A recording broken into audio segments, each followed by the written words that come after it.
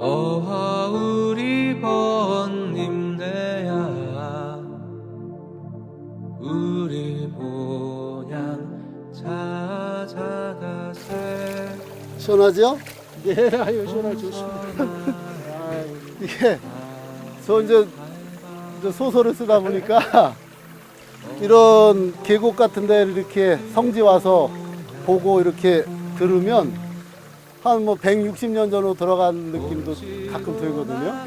땀도 범벅이 되고 손도 적시고 이러지 않았을까. 밤길로 벌어졌잖아요, 밤길로. 하느님 백성이 기다리고 있다는 그 생각 때문에 그 생각을 갖고 계시니까 계속 걸을 수 있는 것뿐이 아닌가 그러면. 예. 최양 신부님 걸음걸이에는 떠나온 교촌의 사람들 그리고 앞으로 만날 사람들이 늘 함께.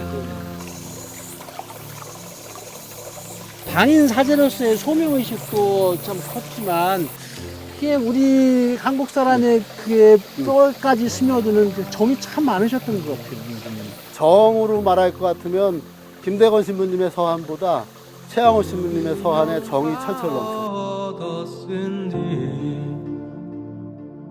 몇 해까지 즐기우며 빈궁제와 만탄들 몇 해까지 근심하랴.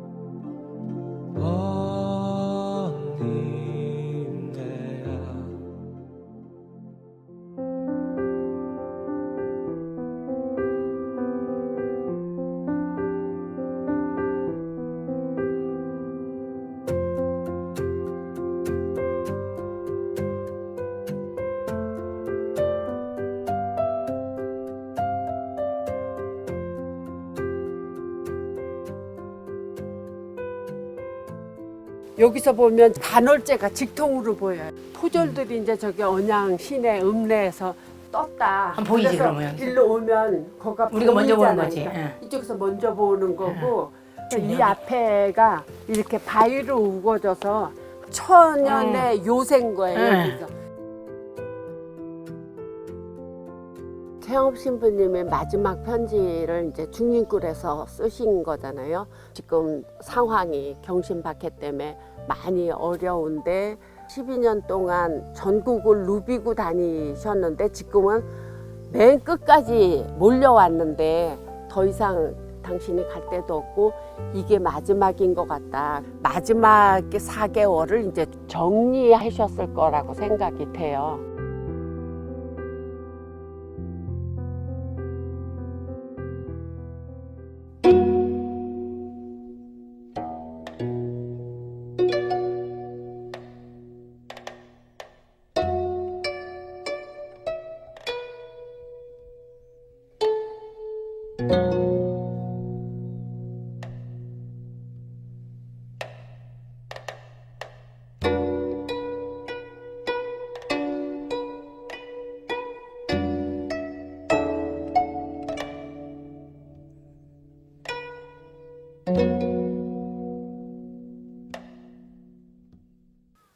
충청남도 지도를 보면 청양이 중앙에 있지요. 예산, 공주, 또 해미, 서산 이렇게 연결되어 있고 이쪽을 이제 부여랑 청양을 묶어서 하부내포라고, 내포라고 하는 게 물이 들어오는 곳인 거잖아요. 사람의 왕래도 많고 지리적 여건상 복음을 전할 수 있는 좋은 환경이었고 청양은 복음의 교역로 같은 곳이라고 생각을 하죠.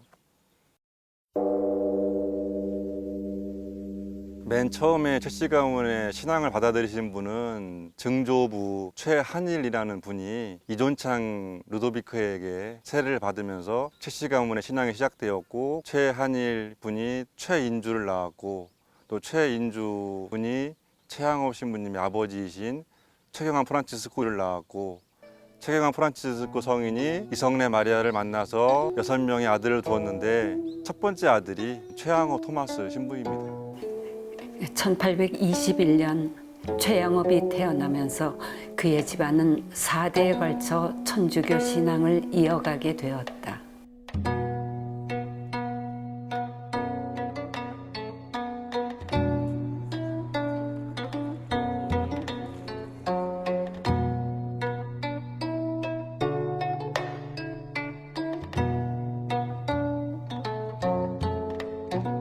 최경환 성인은 성격이 굉장히 정직하고 순박했던 성격이고 3살이 많았던 이성래 마리아는 꽤 씩씩하고 담대했던 성격이라고 합니다. 근데 두 분의 공통점은 화목을 항상 강조를 했어요. 부모님께 효도하고 형제들과 화목하고 이웃들과 다투지 말고 이거를 항상 가정의 큰 가훈으로 그렇게 삼으셨죠. 최경환 성인도 약자에 대한 마음이 많았습니다. 이제 시장에 가서 감 같은 것들을 고르면 흠이 있는 것도 있는데 그런 것부터 먼저 이렇게 사서 집에 오면 왜 좋은 게 많은데 이런 걸 사오냐고 그러고 이런 것들을 사준 사람이 없으면 이것을 파는 분들은 어떻게 하냐 이렇게 얘기를 했고 최양업 신부님도 장남으로서 그 아버지의 모습을 가장 많이 봤겠죠. 신부님 성가정의 그 스토리를 생각해 보면 부모로서 제 신앙의 그 방향을 바로 잡을 계기가 되고 그럴 때가 있어요. 최경환 프란치스코, 저한테는 이제 고조 할아버지죠. 하느님 사랑 안에서, 부모의 사랑 안에서 크면은 성품이 나쁘게 될 수가 없지요. 제가 언젠가 한 번은 학교에 갔다 와서 잠이 들었죠. 두 분이 같이 이렇게 기도를 하는, 저녁 기도를 하는 그것 때문에 내가 이제 잠을 깼어요. 그래서 나도 벌떡 일어나서 같이 그 기도를 하고 왜 나를 안 깨웠냐. 저도 그렇고 최양업 신부님도 그렇고 부모님들이 신앙생활 하는 거를 직접 보고 함께 체험하고 함께 기도하고 했던 거죠. 그런 걸 가지고 우리는 부모의 신앙을 먹고 자랐다.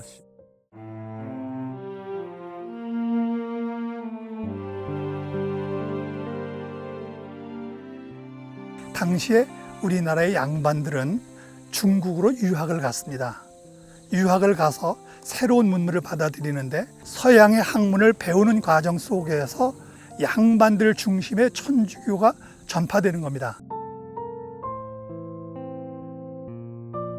조상제사 금지령으로 인해 조선의 천주교가 처음으로 큰 위기를 맞게 되었다. 천주교를 믿는 사람들은 인륜을 무시하는 이런 처사를 하고 있기 때문에 받아들일 수 없다라는 이런 갈등의 문제가 정치적인 문제로 발전하는 겁니다.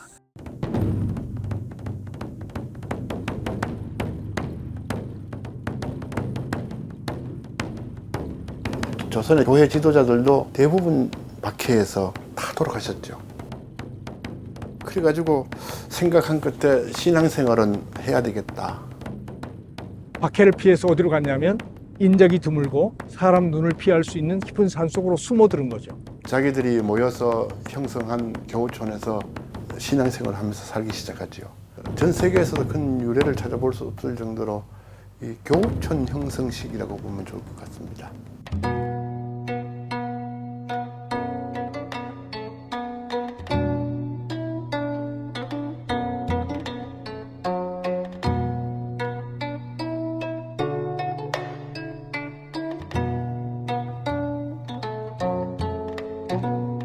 풍수원이라고 하는 가장 또 오래된 교우촌이 있거든요. 1km만 가면은 경기도예요. 이 교우촌의 지도를 보게 되면 놀라운 사실 하나는 도와 도의 경계가 가까운 곳이 많아요. 용인 사람 신태보 베드로 굉장히 자산가였고 자산을 다 털어가지고 이동을 하게 되는데 한 50명씩 이렇게 대규모로 이동을 했던 모양입니다. 그래서 누가 물으면은 다 자기 하인들이라고, 사실은 교우들이죠. 경기도 이천 용인 지방에서 양평을 거쳐서 풍수원에 자리를 잡게 되는데 판을 개간을 해서 화전을 만들었고 옹기를 구워서 내다 팔고 숯을 구워서 내다 팔면서 생활했던 겁니다. 최양업의 집안도 박해를 피해 청량을 떠나 서울과 강원도 부평 등지를 전전하다 과천 수리산으로 이주했다. 우리의 역사는 아무리 종교를 탄압하더라도 그 신앙심은 안으로 점점 커져갔던 겁니다. 나는 천주교인입니다라는 걸 숨기기 위해서 표시했던 흔적들을 우리는 직접 눈으로 보실 수 있습니다.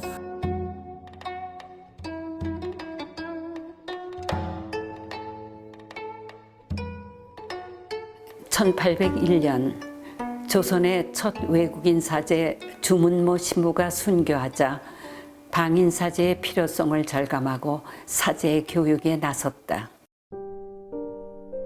제일 먼저 선발된 최양업 토마스는 최방제 김대건과 함께 신학생으로서 지켜야 할 본분에 대해 서약하고 마카오로 유학길을 떠났다. 나와 조선 부교지의 나의 후계자들은 장성들에게 약속합니까? 예, 약속합니다. 1836년 12월 서울에서 출발해 변문 중국 대륙을 거쳐 다음해 6월에 마카오에 도착했다. 말이 그렇지 6개월 동안을 그 16살밖에 안 된 어린 소년들이 걸어가서 공부를 한다는 게 상상이나 할 수 있는 일이겠냐 생각할 수 있는 건데, 근데 그것을 이루어냈다. 키만 좀 작았지 건강 훨씬 앞섰고요. 공부 훨씬 잘하셨어요. 신학생으로 선서한 것도 최양호 신부님이 한 5개월 빨라요. 안녕하세요, 신부님. 네. 환영합니다. 네. 저는 파리 예방장교회 신부이잖아요. 한국 밖에 때 선교하신 우리 선배들입니다. 그 당시에 마카오의 서양 모든 문물이 여기 들어왔잖아요. 최양업 유학생이 마카오 갔을 때 받았을 그 충격은 아주 대단히 컸을 겁니다. 언어, 불어, 라틴어, 음식도 쉽지 않을 텐데요. 성적은 아주 똑똑하고 성품은 겸손하고 온유하고 그리고 강인했습니다. 왜냐하면 강해야 이길 수 있잖아요. 스승 신부님들이 지켜봐주고 자기 삶을 이야기하고 나눌 수 있고 훌륭한 아버지요, 형님이요, 스승이요, 그런 역할을 했어요. 그러니까 그분들이 있기 때문에 길잡이가 되는 거야.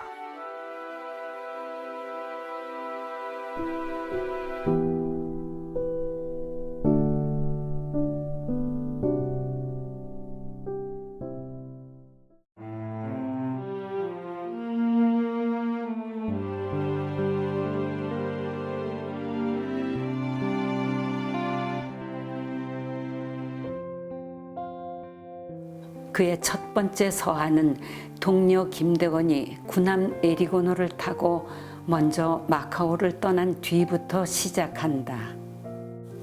모든 사람들이 저에게서 떠나고 저희 유일한 동료 안드레아와 떨어져 있는 저는 작은 방의 외톨이로 남아 있습니다만 하느님과 함께 있기가 소원입니다.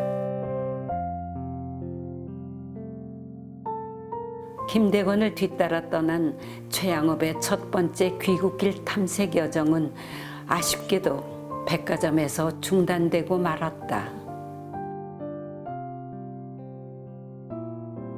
그리고 1846년 2차례에 걸친 귀국 시도 역시 병호 박해로 인해 국경 감시가 엄중해진 탓에 실패하고 말았다. 마침내 지루했던 기나긴 생활에서 해방되어 동포들을 만나기를 희망하면서 크게 기쁜 마음으로 변문까지 갔습니다. 그러나 이 희망이 산산이 무너졌습니다. 변문에서 만난 밀사로부터 전해들은 부모의 순교와 조국의 박해 상황, 그리고 김대건 신부의 순교 소식에 최양업은 이루 말할 수 없는 애통함에 휩싸였다. 너무나 비참한 소식에 경악하였고 저와 조국 전체의 가련한 처지가 위로받을 수 없을 만큼 애통하였습니다. 특히 저의 가장 친애하는 동료 안드레아 신부의 죽음은 모두에게 가장 비통한 소식일 겁니다. 둘이서 같이 그리스도의 신앙을 어떻게 전파하겠다는 그 굳은 결의를 했던 그 친구가 순교한다는 이야기를 들었을 때 절망이라고 그럴까, 무너지는 거. 그랬을 때 그분이 어떻게 일어날 수 있었느냐. 최양업 신부님은 순교를 무지하게 하고 싶어 하셨어요. 이렇듯 훌륭한 내 결애요 동포들은 벌써 순교의 월계관을 받았는데 나는 언제나 가서야 저 고난의 잔을 마저 채울 수 있겠습니까? 주님의 뜻이 무엇인가를 끝까지 찾았어요.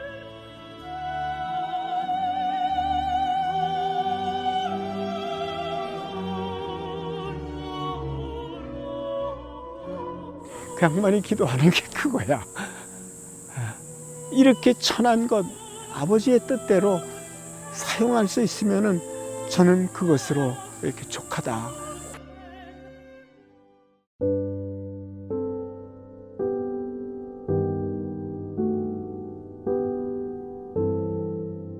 조국으로 돌아갈 기회를 간절히 염원하며 홍콩에 머물고 있을 무렵 페레올 주교는 최영업에게 순교자 행적 번역 작업을 권유했다. 1847년에 홍콩에서 번역을 한 게 정말 내가 이 글을 제대로 썼는지 모르겠다. 르그레 주아 교장 신부님한테 고쳐서 교황청에 보내주십사. 정진석 추기경님이 나는 신학교에서 라틴어 교수를 했고 사전을 옆에다 이렇게 쌓아놓고 내가 이거를 지금 번역을 하는데 사전도 없는 데서 최양업 부제가 썼던 그 라틴어가 한 문장을 마침표 없이 100여 단어를 쭉 쓰는 얼마나 고급 라틴어를 잘 썼는지 이런 얘기를 실제적으로 저한테 그냥 하신 적이 있고 교황청으로 보내진 순교자들의 행적은 엄격한 심사 결과 1857년 교황 비오 9세에 의해 가경자로 선포되었다. 따라서 최양업의 이 작업은 한국 순교자들의 시복 첫 단계에서 결정적인 역할을 했다.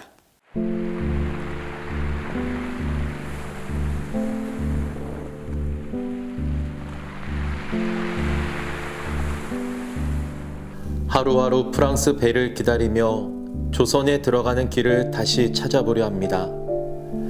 이번만은 다행히 성공하여 조선에 무사히 도착할 수 있기를 바랍니다.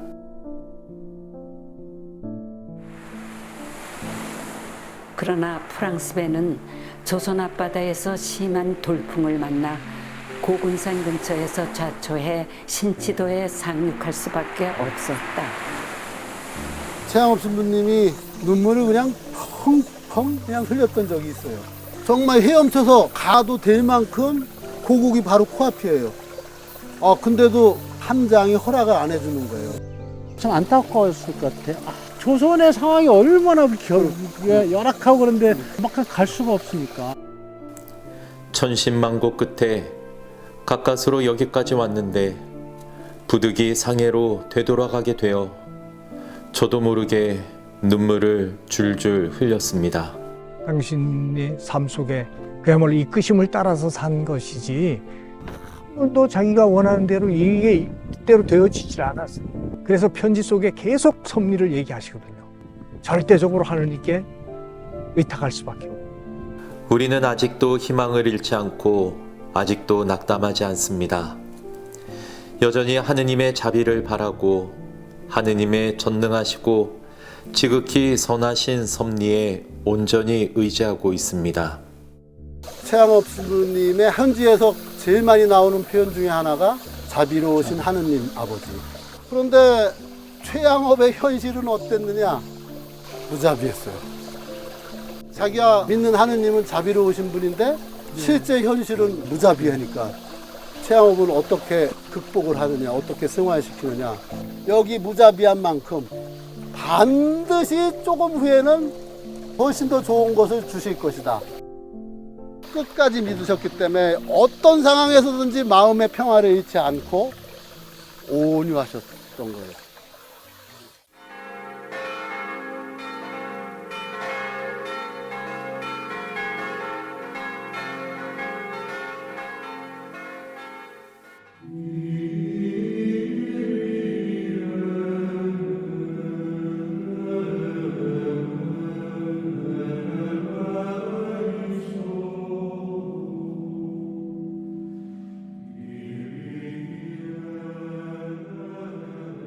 최더마 신부님도 자기 부모를 떠나서 그 먼 곳을 가가지고 거기서 신부가 13년 만에 돼서 돌아오는데 그때 모든 것이 다 변하고 부모님도 다 순교하고 같이 갔던 그 김 신부님도 순교하고 그런 거를 예측이나 했겠어요? 국경 경비를 통과해서 제가 그리운 고국에 들어갈 가능성이 없습니다. 없습니다. 그런데 그냥 하느님의 자비하심만 믿고 갑니다.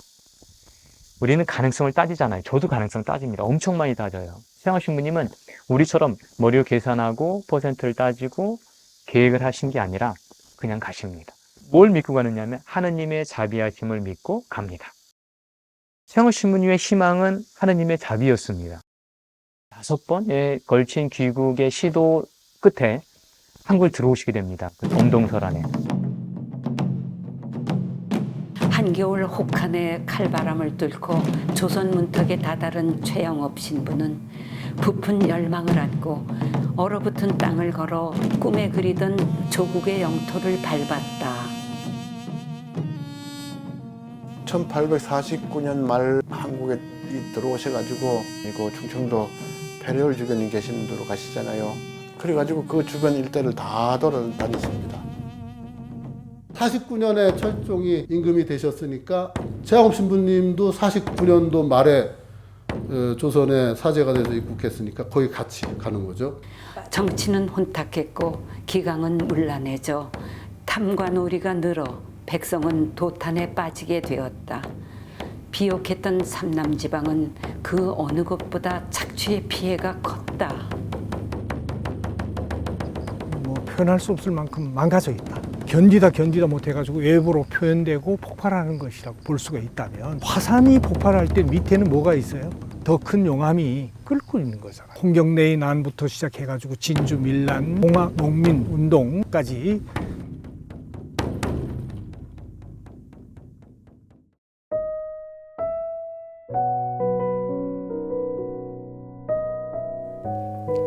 입국 후 최양업 신부를 만난 신자들의 마음은 뜨거웠다. 첫 번째 사제인 김대건 신부가 불과 1년 남짓 사목 활동을 하다가 순교한 지 4년이나 흐른 뒤에 맞이한 방인 사제였기 때문이다. 드디어 그렇게도 오랫동안 소망하던 때가 왔습니다. 그다지도 보고 싶었던 저의 형제들에 대해 서한을 드릴 수 있게 되었습니다. 가능하면은 눈에 띄지 않고 교우들에게 피해를 주지 않기 위해서 해가 빠지면은 교우촌에 들어갑니다. 따로따로 살고 있는 교우촌의 교우들을 다 불러 모아가지고 성사 보고 미사 집전하고 성체 모시고 새벽달기 울면은 나옵니다. 도둑 고양이 같다고 생각할 수 있을 만큼 몰래 밤중에 숨어들어서 신자들을 만나고 우리가 어떤 교우촌에 도착하면 남녀노소 구별 없이 모두 새 옷으로 갈아입고서 인사를 드리겠다고 한꺼번에 몰려옵니다. 교우촌을 떠날 때에는 전체가 울음바다가 되고 탄식 소리로 진동합니다. 어떤 사람들은 저를 못 떠나게 저의 옷소매를 붙잡고 어떤 때는 좀 더 오랫동안 제 뒷모습을 지켜보기 위해 야산 등성이에 올라가기도 합니다. 떠날 때 신부님 옷자락에 정표를 남기려고 눈물을 묻히고 그냥 보이지 않을 때까지 산등성이까지 올라가서 신부님이 사라지는 모습을 바라보고 있었다 하는 이야기를 하잖아요. 이제 그런 걸 보면은 사람들과 함께하고 그를 자라나게 하고 살게 하는 그 자리에 당신이 함께 하셨다. 이제 그런 모습을 우리가 이제 볼 수 있는 것이라 생각하는 거죠.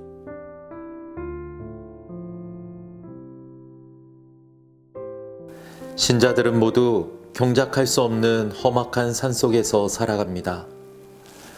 저는 교우촌을 두루 순회하는 중에 지독한 가난에 찌든 사람들의 비참하고 궁핍한 처지를 자주 목격하게 됩니다.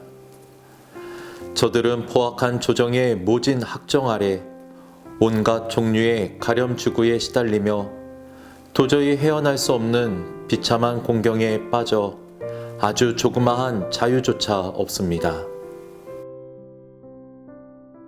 유학 갔다 온 사제의 눈에 그대로 엑스레이처럼 조선 후기가 그대로 다 드러나는 거예요. 정말 가난한 사람들, 그 사람들이 당시에는 신자들이야. 숨어서 그야말로 좋은 목표로 연명하면서 언제 붙들려 가야 될지 모르고 그들이 받고 있는 고통을, 아픔을 아무도 몰라주는 줄 알았는데 최영업 신부님은 그 신자들의 그런 약하고 아픈 여린 모습을 다 보아주고 계셨다.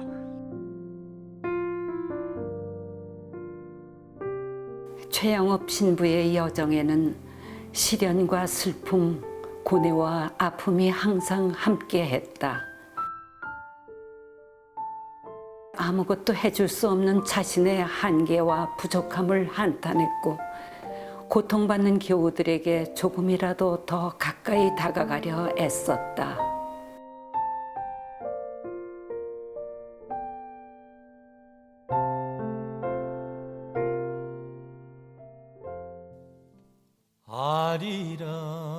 유교 사회인 조선에서는 남녀 칠세 부동석이 강요되던 시대였다. 달래 신부는 한국 천주교회사에서 여자는 남편의 허락 없이는 외출도 할 수 없고 따라서 여성 교우들은 성사에 전혀 참여할 수가 없었다고 기록했다. 그래서인지 7번째 서한에는 여성 신자들의 얘기가 줄곧 등장한다. 그 7번째 편지에 보면 안나라고 되는 사람의 영혼 구령을 위해서 집에 들어가서 강복을 주고 나오시는 그 마음.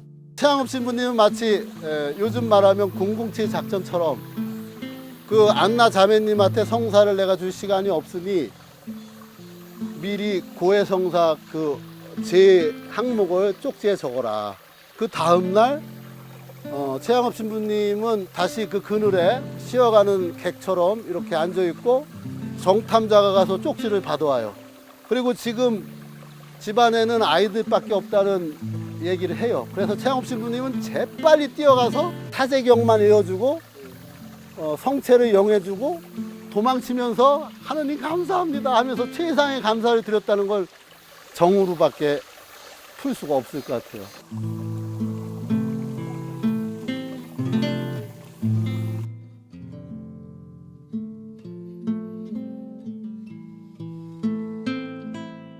당신이 쓴 편지 속에 그 양반이면서 부녀자들이 겪는, 신앙을 갖기 위해서 겪는 그 어려움, 또 아녀자들이 겪는 어려움, 또 처녀들이 동정을 지키려고 신앙 때문에 겪는 어려움, 이런 문제들에 대해서 너무나 생생하게 당신이 다 보고 느끼면서 찾아가서 그들을 위로하고 아픔을 어루만져주고. 그냥 하나님을 사랑하고 이웃을 사랑하자 이런 차원이 아니고 정말 동포들이 겪는 그 어려움이 애간장이 끊어지는 듯이 그렇게 하는 그게 굉장히 깊이 왔어요. 최영업 신부님의 애주애인 그거를 아주 깊이 느끼고 그거를 제가 많이 본받으려고 애를 쓴 것 같아요.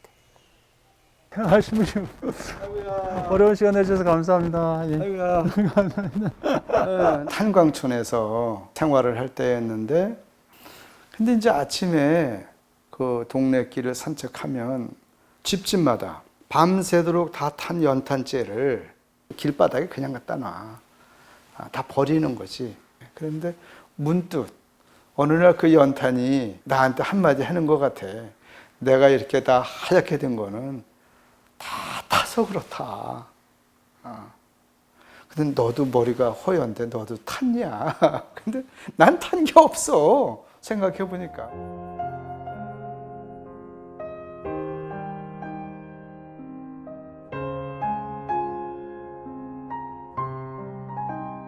너처럼 다 타야 되는 것인데 나는 그냥 너를 닮으려면 나는 아직도 멀었다.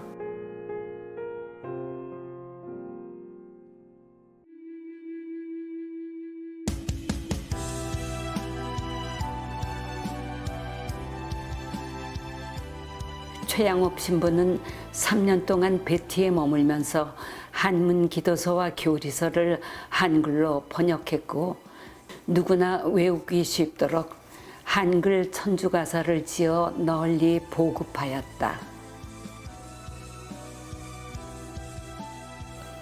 쉬운 한글 덕분에 산골에서도 신자들이 천주교 교리를 배울 수가 있습니다.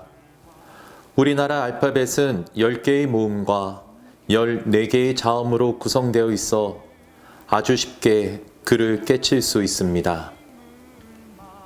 그의 한글 작업은 이 땅에 천주교가 뿌리 내리는 데 지대한 역할을 했고 나아가 한글의 대중화에도 크게 기여했다.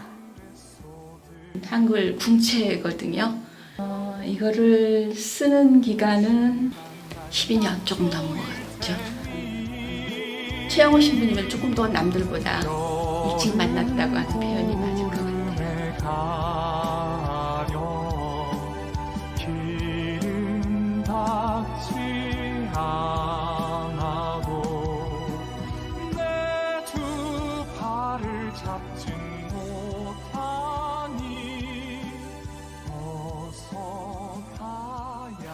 원래 천주교는 시작이 다산 정약교 이런 네, 이벽집 이런 데서부터 지금으로 말하면 카이스트 집안 그런 명문 대가로부터 시작됐는데 기해박해 이후로 전부 다 산속으로 다 도망갔어요.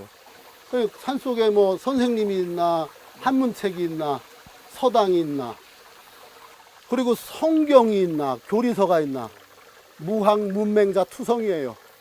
이게 계속 걸으면서 막 이렇게 물장난하면서도 이거 어떻게 좋은 방법 없을까? 그렇지, 우리나라에 가사가 있지. 그러면 최양업 신부님이 이제 신자들을 사랑하는 그게 넘쳤으니까 이게 필요가 발명품을 만든 거잖아요. 사실은 그냥 우리가 외우는 것보다도 노래로 외우는 게 잘 외워지잖아요. 그 하다 보니까 그냥 내게 돼버립니다. 마지막 편지에도 보면 이 둘레에 내가 하고 있는 예비자가 1000명이다 이렇게 나오거든요. 요새같이 마이크 들고 설명할 때가 아니잖아요. 할머니서부터 아이들까지 귀동냥으로 입동냥으로 글자를 몰라도 들어가지고 알고 어려운 온갖 황폐한 신앙생활을 하는 그 신자들을 어떻게든지 좀 한 자리라도 좀 더 가르쳐주고 싶어서 당신도 느끼기 한 1, 2년 후에 보니까 교촌의 할머니들도 다 그거를 노래하고 계신 거예요. 진천 베티 거기 할머니들이 외우는 걸 봤어요. 신자들을 복음 안에서 살 수 있게 끌어들이는 게 굉장히 좀 탁월하셨다는 그런 생각이 들어요. 문학적인 소질은 타고났다라고 봐요. 우리나라 국문학사적으로 봐도 정말 아주 대단한 보고죠.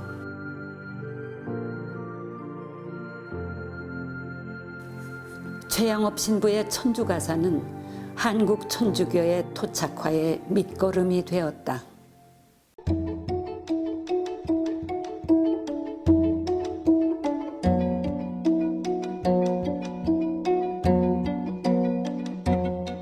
여기 백곡 일대에 신자가 사는 골짜기가 엄청 많아요. 노인들이 그 얘기를 하시더라고. 5대를 내려가시니까 최양업 신부님 같이 계셨고 한국에서 둘째로 나신 신부님이 거기 가서 거처하시고 신학교도 건립하셔서 두 분을 뭐 외국으로 보냈다고 그런 얘기를 하시더라고.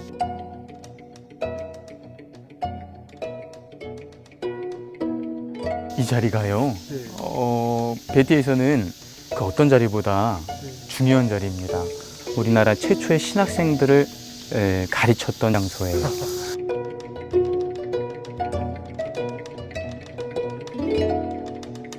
당신이 그 교우촌을 찾아갈 때마다 막 정말 조금이라도 더 오래 있고 싶어 하고 떠날 때 막 옷깃을 붙잡고 눈물을 흘리고 막 안 가시면 안 돼요라고 매달리는 그 신자들이 얼마나 눈에 밟히셨겠어요.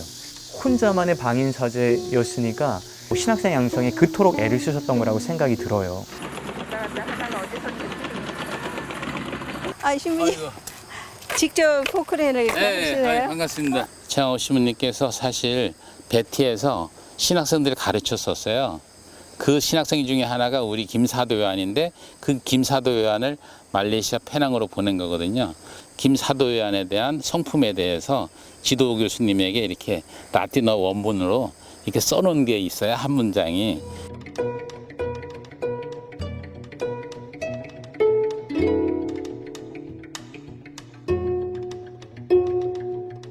우리 신부님들하고 신학생들이 최양호 신부님의 영성을 잘 깨닫고 보고 배우면 아, 내가 사목자로 살아가야 될 모습은 저 모습이구나 라고 구체적인 그 모습을 그것들이 눈에 그려진다니까요. 전 세계 본당 신부들의 주보 성인이신 요한 마리아 비안네 신부님, 그분은 외국 분이시고요. 근데 지금 우리한테 나랑 같은 땅에 살았던 그 선배인 최양호 신부님의 모습은 요한 마리아 비안네 신부님보다 훨씬 더 구체적으로 우리에게 모범이 되시는 분이라고 생각해요.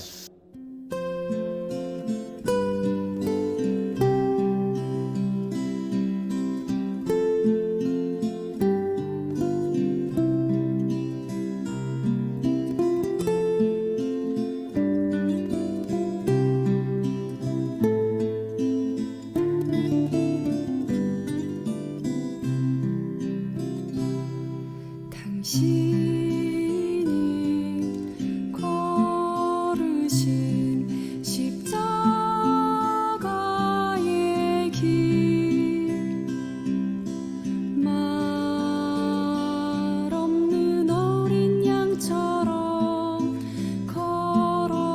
걸어가신 길, 외로이 걸으신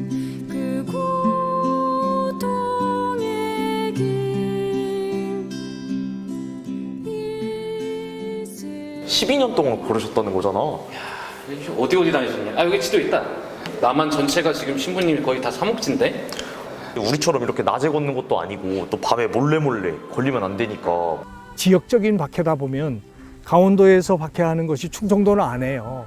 정말 믿음을 가진 사람들끼리 연결되어서 안전을 도모하면서 자기들의 신앙을 지켜나갈 수 있었던 것이라고 보는 거죠.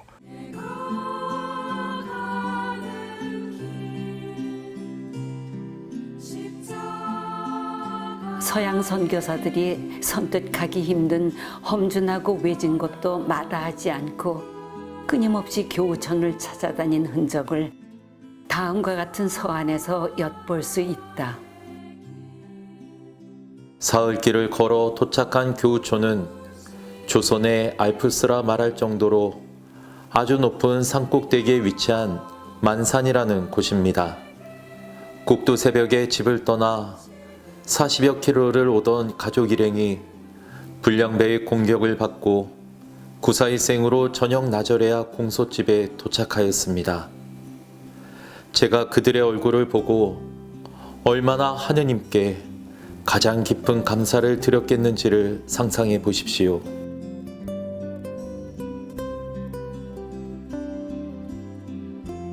저는 며칠 후 여기서 700리 떨어진 새 교우촌으로 출발할 예정입니다. 이 교우촌은 귀양간 신자가 그 마을에 복음의 씨를 뿌려 최근에 교우촌을 형성한 곳입니다. 부잣집 종으로 들어간 이 종을 통해 주인 마님이 천주교 진리를 알게 되고 열심히 신앙생활을 하던 중 남편에게 발각되었습니다. 분노한 남편은 엄포와 매질까지 하면서 아내의 마음을 바꾸려 하였습니다. 그러나 죽기로 마음먹고 관과로 끌려가던 아내의 굳센 용기에 감복한 남편이 마침내 마음을 돌리고 아내를 집으로 데려왔습니다. 간월에 사는 한 청년이 공소회장을 찾아가 교리 배우기를 여러 번 청했다. 그리고 자신의 가족들과 이웃들에게 복음을 전했다. 다음 해에는 세례받을 준비를 다 마치고 자기 마을에 공소집을 마련하겠다고 약속했다. 다음 해에 제가 그들의 집에 도착하였을 때 놀라운 광경이 벌어졌습니다. 들어가서 인사하자마자 무슨 말을 하기도 전에 교우들 전체가 어떤 감정이 북받쳐서 목을 놓아 대성통곡하기 시작하였습니다. 한참 만에야 그들을 간신히 진정시키고 공소방에 들어가 찰고를 받을 때 또 한 번 놀랐습니다. 겨우 10살밖에 안 된 어린 꼬마들이 기도문을 청산유수로 외우는데 그 광경이 신기하기 이를 데 없었습니다. 이와는 대조적으로 노인들은 종일 경문을 외우면서도 한마디도 입에 담지 못해 애를 쓰는 모습이 안쓰러웠습니다. 당신 편지에도 나오듯이 조선 사람이 아니면 갈 수가 없는 곳이 너무 많아. 그런 교촌이. 호졸들이 들이닥치든지 그 외교인들이 들이닥쳐가지고 도망치듯이 나가야 되는 상황도 생겼으니까.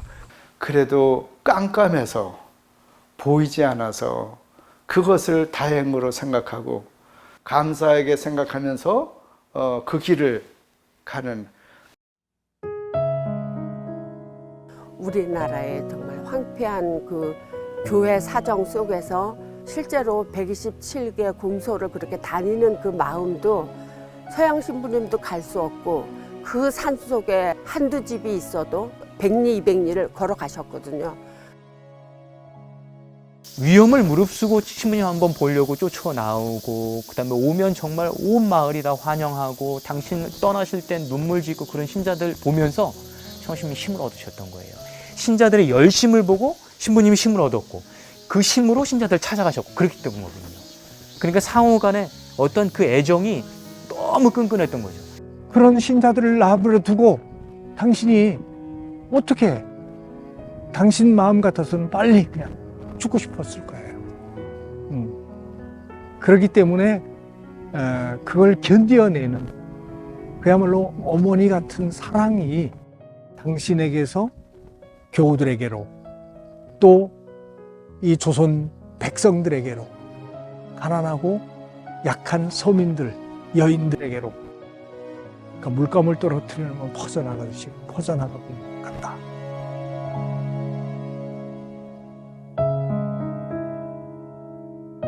꽃은 소리 없이 피어나지만 만개하면 향기를 뿜어내듯이 최양업 신부의 삶은 견뎌내고 참아내고 기다려야만 하는 꽃향기와도 같았다.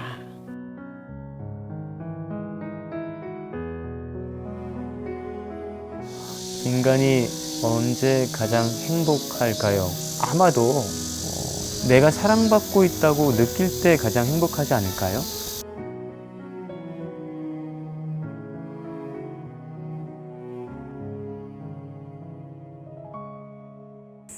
이분이 달릴 길을 달렸죠. 하느님의 뜻을 위해서. 그분의 삶이라고 그러면 다른 걸로 표현되지가 않아요. 모든 힘을 다해서, 모든 정성을 다해서, 내 목숨을 다해서 사랑하는 거.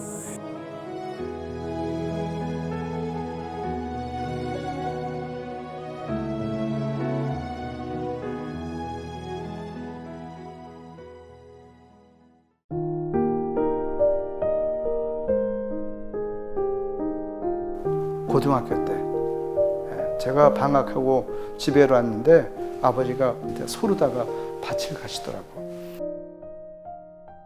근데 밭 가는 게 재밌어 보이더라고. 내가 한번 해보겠다 그랬더니 고삐로다가 궁둥이를 탁탁 치시고 이렇게 하면서 가르셔. 내가 가르쳤던 밭고랑은 꾸불꾸불해 이렇게. 제가 물었어요. 아버지는 똑바로 가는데 나는 거기다 맞추려고 해도 안 돼 이게. 그때 우리 아버지가 저 끝에 낙엽성이 있지 않냐.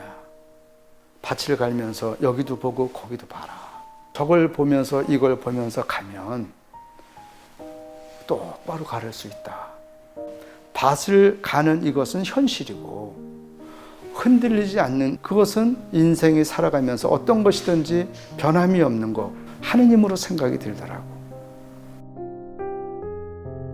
난 현실 안에 살지만 변함없고 흔들리지 않는 것에 목표를 두고 현실을 살아간다면 그것이 내 인생을 균형 있게 잘 살아가는 것이다.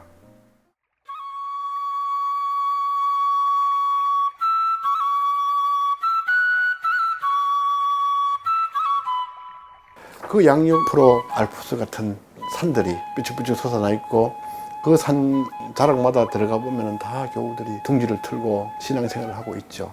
경상도와 충청도 사이에 있는 문경세제는 그가 사목순방을 위해 주로 지나다녔던 곳이다.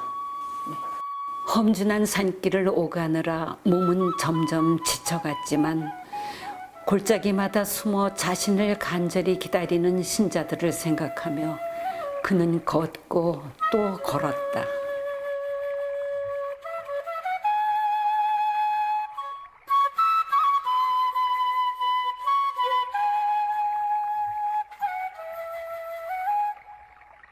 걸어 내려오시다가 들어가가지고 또 신자들을 만나고 다시 또 영남제로 나오시고 조선인이기 때문에 가능한 것이죠.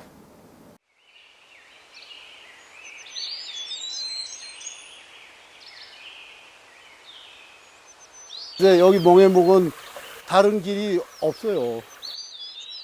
요 길로 해가지고 이제 상주로 넘어가가지고 몽해묵에서 대기하다가 영남 지방을 이제 도는 거죠.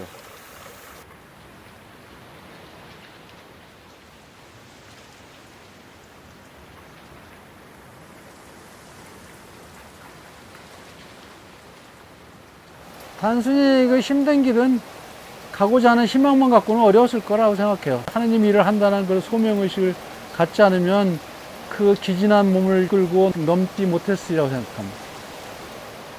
이 길을 걸으시면서 아마 하늘에 있는 친구한테도 많이 의지하면서 걸으셨을 겁니다.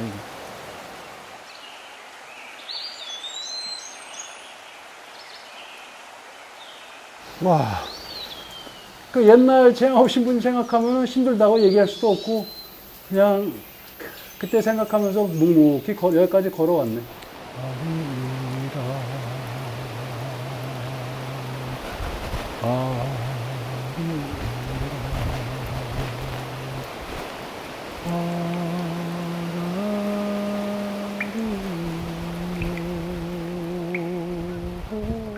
그래도 이렇게 산속에 이렇게 굴 속에 모여 있으면 기도가 절로 됐을 거야. 같이 고생하고 같이 기도하고 여기서 이제 몰래 숨어서 이제 여기서 기도하고 같이 뭐 그러고 그랬던 것 같아요. 그래도 사람들이 대단해. 여기까지 들어와서 이렇게 또 이렇게 십자가도 놓고 성모상도 놔놓고 초도 있고 기도할 수 있게 이런 것도 다 방석도 마련해고 그랬네요.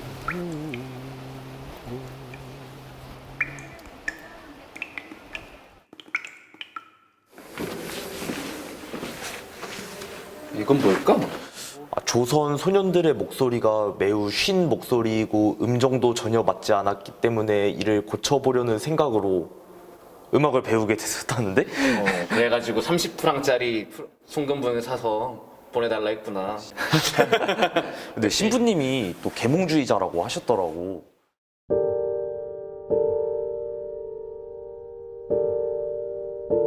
천주교가 만민평등, 미신타파, 계몽사상 이런 걸 들어왔을 때 굉장히 큰 사건이었습니다. 이것은 만민이 평등하다는 거예요.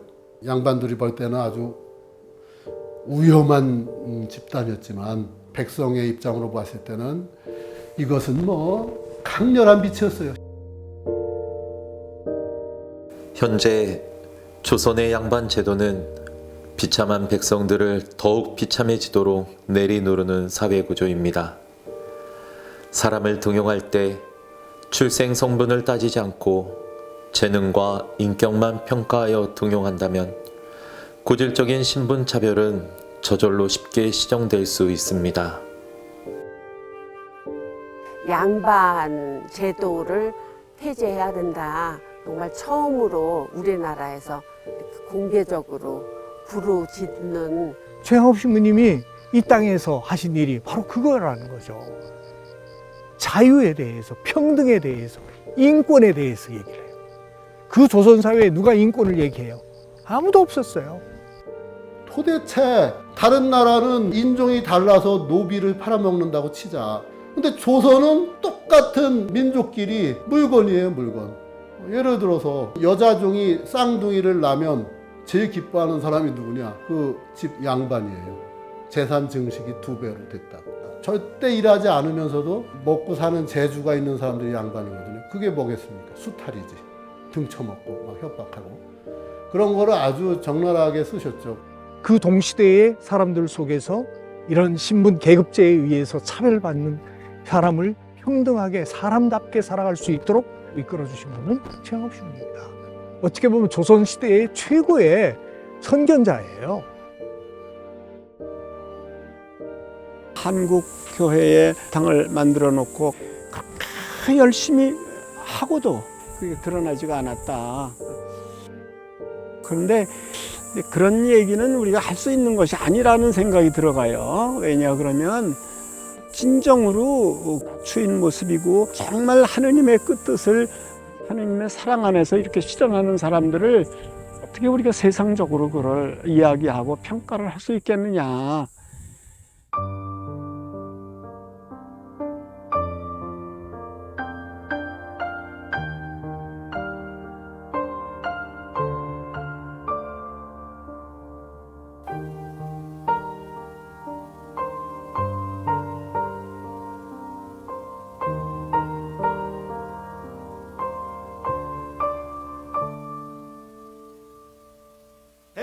우리는 항상 사슬에 묶여 있는 것처럼 그저 가슴을 치고 있을 따름입니다. 저 혼자 다니기에는 너무 허약하여 하루에 고작 40리밖에 못 걷습니다. 옛 청춘의 활기를 몽땅 잃어버린 것 같습니다. 1년 365일을 매일 순교하듯이 12년 동안을 사신 분이에요, 일상을. 한 번 치명하신 것보다 훨씬 더 힘든 그런 나날이었어요.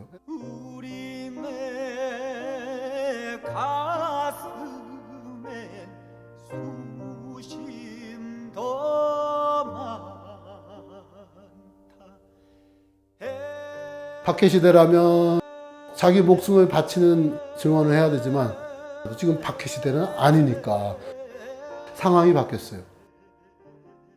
진정한 순교는 최양업 신부님처럼 그렇게 일상을 살아낸 것처럼 작은 부분들 안에서 기쁨을 일구어내고 서로 기뻐하고 이렇게 상대방 귀 기울이면서 또 내 말 하면서 요게 사실은 지금 진짜 필요한 것 같아요.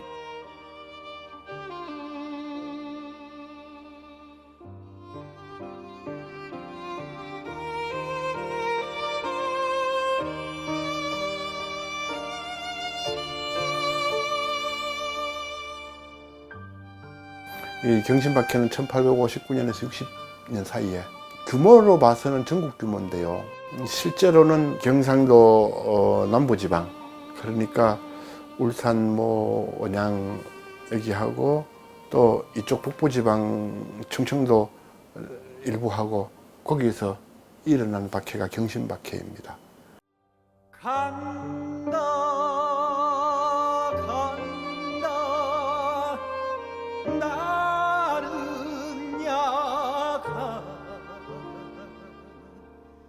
전국적으로 천주교 신자들이 대단히 많다고 추정되고 있습니다. 그래서 조정은 천주교인들을 다 감옥에 가둘 수 없다고 판단한 모양입니다. 부졸들이 주민들을 선동하여 신자들을 핍박하도록 충동하고 있으니 이러한 박해 방법이 우리들에게는 훨씬 더 가혹하고 훨씬 더 치명적입니다. 저 천주교 신자들 한 몇 년 동안 좀 재산 좀 모아놨어. 저거 니네가 뺏어가도 돼. 그리고 천주교 신자들 관연한 딸이 시집 안 간 예쁜 딸들 많아. 그거 밤에 가서 보쌈해도 돼. 하느님을 믿겠다고 나서서 착하게 살고 열심히 하느님을 믿고 이웃을 사랑하고 사는데 재산 빼앗기고 산속으로 도망다니면서 살아야 하고 그나마 붙잡히면 죽어야 하고. 그러니까 포졸들도 신자 하나를 발견해서 잡으면 포상금도 받으니까 더 열심히 잡으려고 쫓아다녔던 거고, 또 이 오가작동법을 써서 이웃의 천주교 신자가 발견이 되면 그 사람의 재산을 나누어 가질 수 있으니까 더 열심히 이놈이 천주교 신자는 아닌가, 또 이놈 때문에 우리가 몽땅 다 벌을 받는 건 아닌가. 지구전으로 가면서 말라 죽이는 작전으로 가니까 박해의 가해자가 포졸이 아니라 가장 옆에서 몇 년 동안 친하게 지냈던 외교인이 된다. 왜 하느님을 믿고 착하게 사는 이 교우들에게 이러한 아픔을 주십니까? 하고 원망이라도 나는 날마다 했을 것 같아. 그런데 최영업 신부님은 그러한 모든 시련이 다 우리를 단련시키는 거다.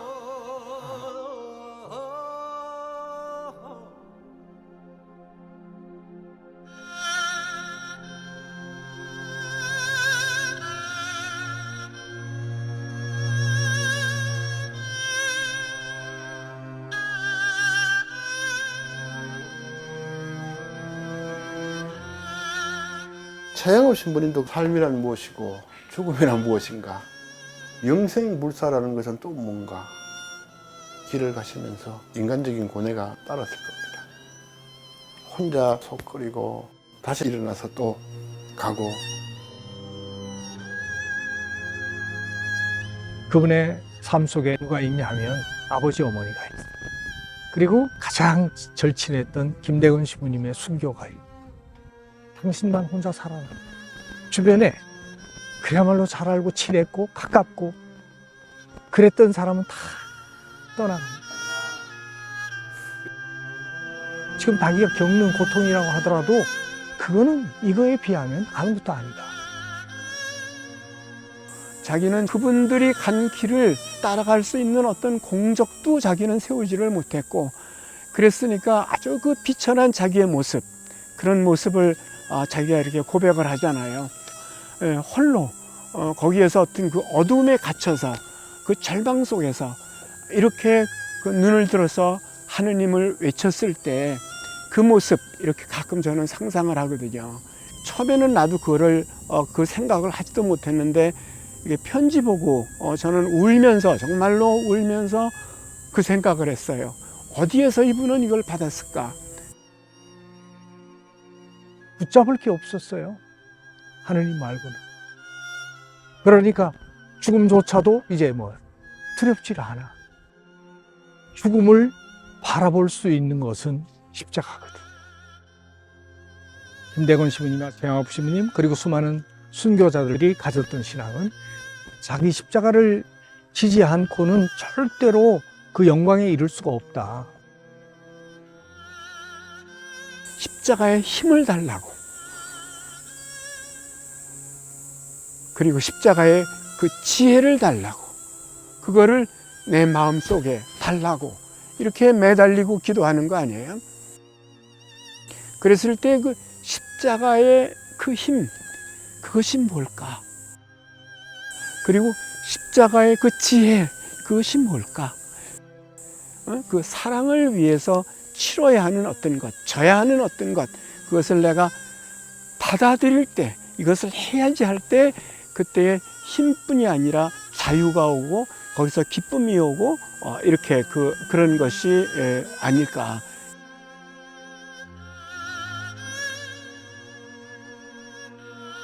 돈이 내 마음대로 벌려요? 부인이나 남편이 내 마음대로 돼요? 내 뜻대로 돼요? 자식 내 뜻대로 돼요? 사는 게 내 뜻대로 되냐고.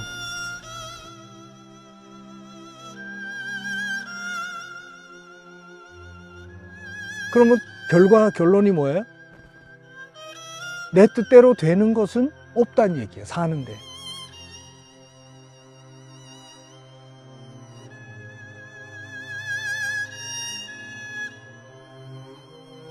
피할 수 없는 거를 피하려고 하면 삶이 고된 거고, 피할 수 없는 거니까 기쁘게 받아들이면 어렵지 않고 힘들지 않아진다. 삶의 비결이라는 게 그거예요. 죽으면 산다. 최 신부님은 그거에 대해서 완벽하게 체득을 하고 살았는데 우리는 그럴 수가 없다.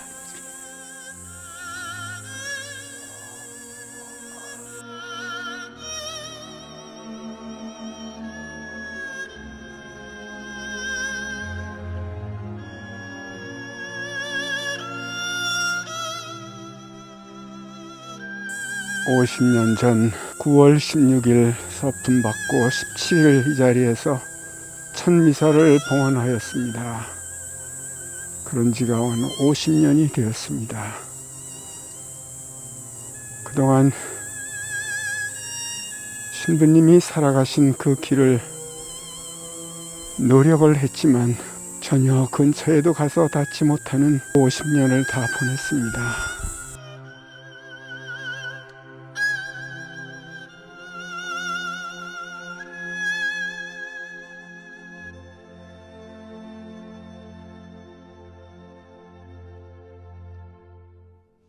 Vittime Paschali laudes, imorem Christiani, agnus redemido 귀국하여 사목순방을 시작한 지 11년. 최영업 신부는 경신박해로 인해 중림굴에 은거해야만 했다. 저는 조선의 맨 구석 한 모퉁이에 갇혀 있습니다. 어딜 가든지 계속 추적하는 포졸들의 포위망을 빠져나갈 희망도 없습니다. 회롱 신부의 기록에 따르면 박해로 인해 제대로 이루어지지 못한 성사를 집전하기 위해 과도할 정도로 사목순방에 몰두한 나머지 최영업 신부가 휴식할 수 있는 날은 한 달에 겨우 나흘 정도였다고 한다. 19번째 편지, 그 편지 맨 끝부분에 박해로 중단됐던 사목 보고를 올립니다. 그러면서 그동안 고해 성사 준 사람이 뭐 1,몇백 명, 영서자가 몇 명, 예비자가 몇백 명 이렇게 쭉 하시면서 마지막으로 그걸 쓰신 거야. 근데 그 내용이 저는 읽으면서 그래 이게 사제다.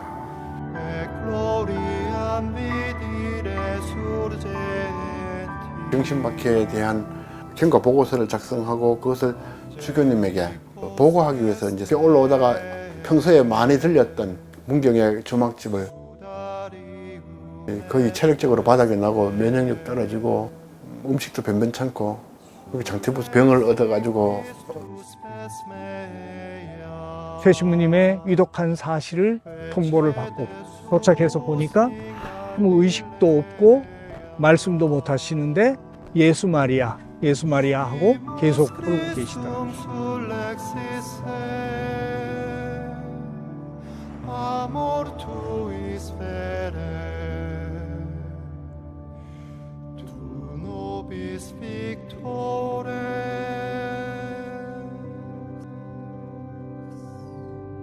그리고 8시간 후에 임종하시게 돼요.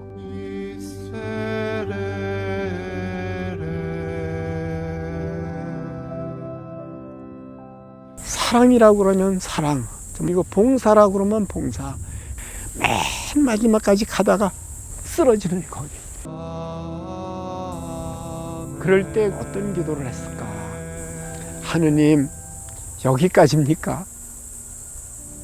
그랬을 거 아니야.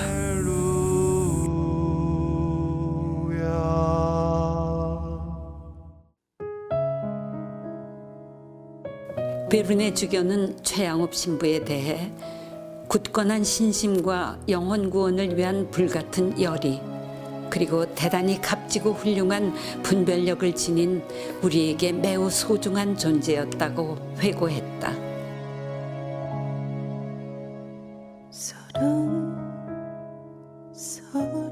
보이는 것과 보이지 않는 것, 보이지 않는 것이 보이는 것을 지탱해 주고 있어요. 이 나무를 지탱해 주는 것은 땅에 묻힌 뿌리잖아요. 우리는 잊고 살아요. 너무 보이는 것에 집착하고 그것이 전부인 것처럼 착각하고 살다 보니까 조금만 낮아져도 드러나지 않아도 중요하지 않은 것처럼 착각하면서 산다.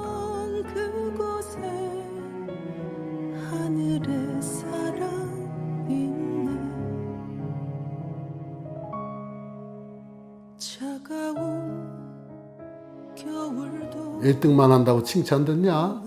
50등 하다가 25등 해도 칭찬 받을 만해. 일상생활 중에 아주 작은 부분들 안에서 기쁨을 일구어내고 서로 기뻐하고 활짝 웃으면서 행복하게 살았으면 좋겠어. 그러시는 것 같아요.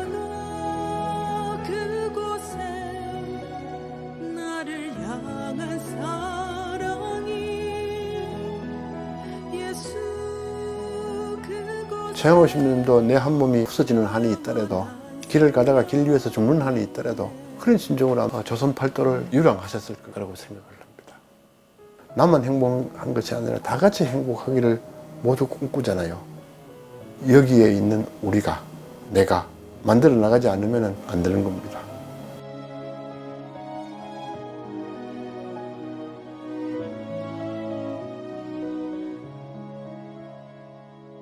최양업 신부님 큰 모델 있잖아요. 예. 당시에 살겠었다면 여기 같이 여기 두루 다니고 싶은 마음이 있어요.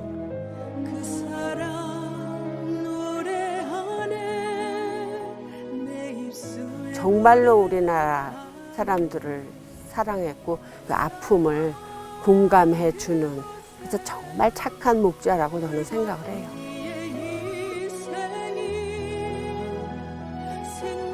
길에서 길을 걷다가 길이 되신 분이라고.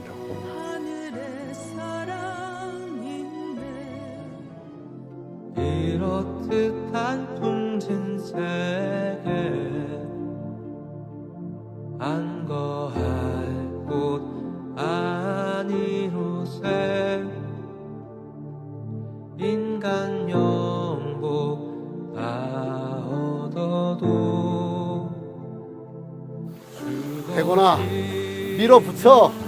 뒤는 내가 다 주워 담을게요.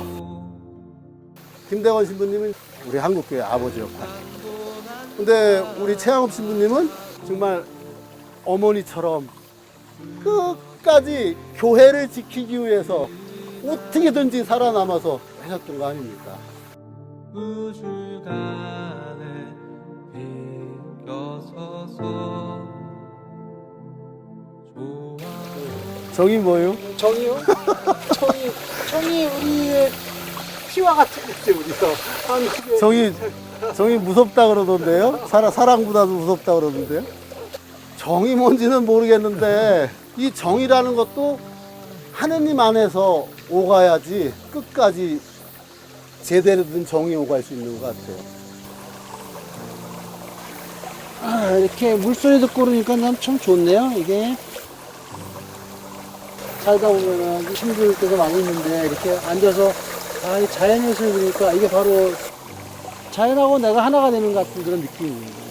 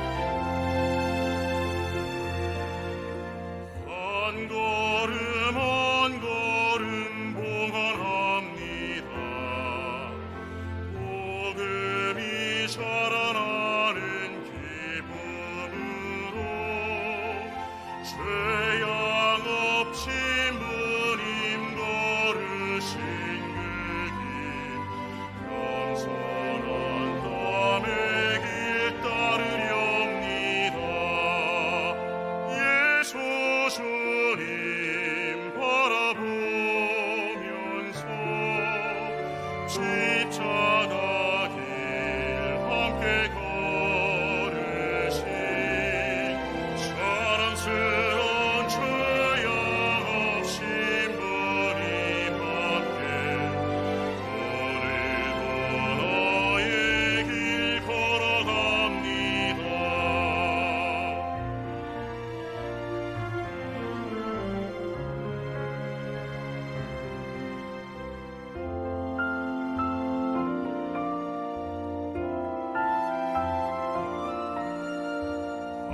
천사